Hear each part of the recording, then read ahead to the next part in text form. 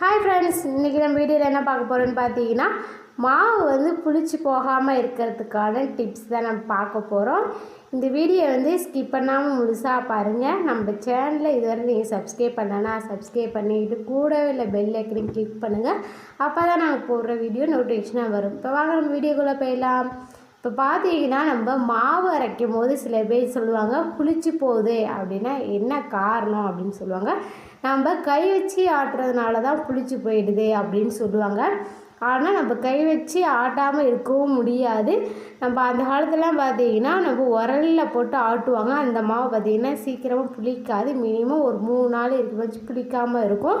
கல் உரலில் ஆட்டுறதுனால கிரைண்டரில் இப்போலாம் ஆட்டுறதுனால புளிச்சு போயிடுங்க. இப்போன்னு பார்த்திங்கன்னா நிறைய வெயில் அடிக்குது.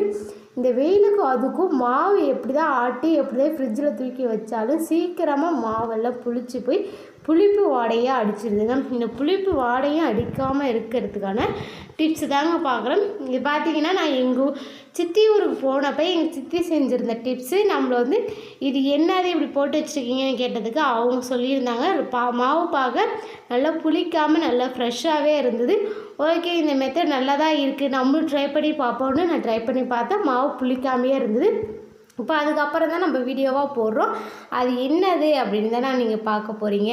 என் சித்தி பார்த்தீங்கன்னா கால்வாயில் வந்து செங்க சூளையில் வேலை செஞ்சிட்ருக்காங்க. அந்த வேலை செய்யும் போது இந்த மாவில் வந்து ஒரு பொருளை போட்டு வச்சிடுறாங்க. அந்த பொருள் போட்டதுக்கப்புறம் மாவும் புளிக்காமல் ரொம்பவே நல்லா இருக்குது.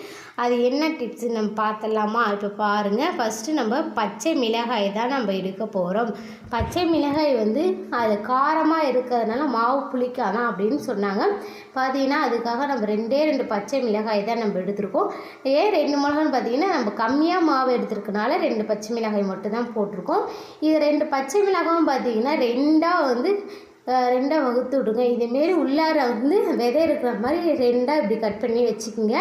கட் பண்ணி வச்சதுக்கு அப்புறமா இதில் வந்து மாவு போட்டிங்கன்னா இந்த காரத்தன்மை அதில் இறங்குனதுன்னா சீக்கிரமாக புளிக்காது அப்படிங்கிற மாதிரி என்னுடைய சித்தி சொல்லியிருந்தாங்க. நான் ட்ரை பண்ணி பார்த்துட்டு ரொம்பவே நல்லா இருந்தது இந்த மெத்தடு. நான் இதுவரை யார்ட்டுமே கேள்விப்படவே இல்லை. ஃபஸ்ட் டைம் அவங்கள்ட்ட கேள்விப்பட்டு நான் வந்து ட்ரை பண்ணி பார்த்தேன். இப்போ பாருங்கள், நம்ம மாவில் போட்டாச்சு. மாவில் போட்டதுக்கப்புறமா நல்லா முழுகிற மாதிரி செஞ்சுருங்க. இப்போ கரண்டி எடுத்து நல்லா கிண்டி விட்ருங்க. அந்த பச்சை மிளகாய் எல்லாமே உள்ளார நல்லா இறங்கிருக்கணும். எல்லாம் இறங்கினதுக்கு அப்புறமா தான் மாவு வந்து புளிக்காமல் இருக்கும். அதுக்காக தான். இப்போ பார்த்தீங்கன்னா, நம்ம எந்த அளவுக்கு மாவு எடுத்துருக்கோமோ அந்த அளவுக்கு பச்சை மிளகாய் போதுமானது. இப்போ நீங்கள் கொஞ்சம் அதிகமாக எடுத்திங்கன்னா இன்னும் 2 மிளகாய் எடுத்துங்க. அவ்வளோதான் ஃப்ரெண்ட்ஸ். இந்த வீடியோ உங்களுக்கு பிடிச்சிருந்தா ஒரு லைக் பண்ணுங்கள், ஷேர் பண்ணுங்கள், கமெண்ட் பண்ணுங்கள். நம்ம சேனலை மறக்காமல் சப்ஸ்கிரைப் பண்ணிக்கோங்க. தேங்க்யூ.